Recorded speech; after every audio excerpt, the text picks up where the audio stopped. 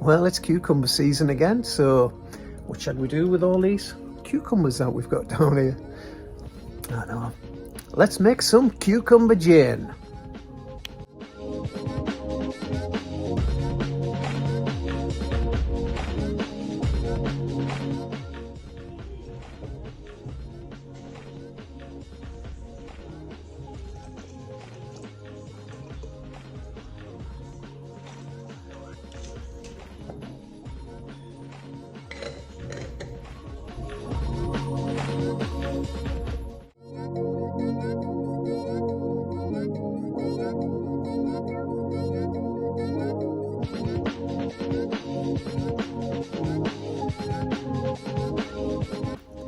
Well, I hope you enjoyed that.